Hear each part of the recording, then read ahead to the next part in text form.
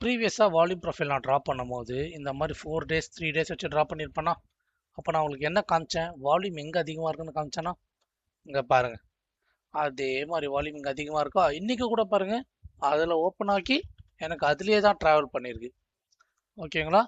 So இப்போ நான் இங்கே போட்டாலுமே இங்கே பாருங்கள், இங்கே தான் எனக்கு ஹை வால்யூம் இருக்குது. புரிஞ்சுதான்? ப்ரீவியஸ் டேக்கும் அப்படி தான் நான் உங்களுக்கு சொன்னேன். இங்கே பாருங்கள், ப்ரீவியஸ் 2 daysக்கு நான் வரைஞ்சாலும் வால்யூம் இங்கே தான் இருக்குது. அடுத்த நாள் பாருங்கள், எனக்கு இந்த ப்ரைஸை விட்டு மார்க்கெட் தாண்டலை. ஓகேங்களா?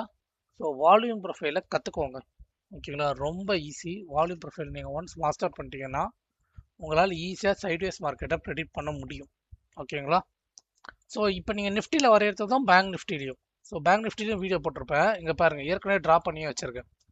இதுதான் ஹை வால்யூம் ஏரியான்னு மார்க் பண்ணியிருக்கேன்னா இங்கே பாருங்கள், இங்கேருந்து பர்ஃபெக்ட் பவுன்ஸ். எனக்கு இதை விட்டு மார்க்கெட் தாண்டலை. புரிஞ்சுதா உங்களுக்கு? ஸோ வால்யூம் ப்ரொஃபைலை கற்றுக்கோங்க, அது ரொம்ப ஈஸி தான்.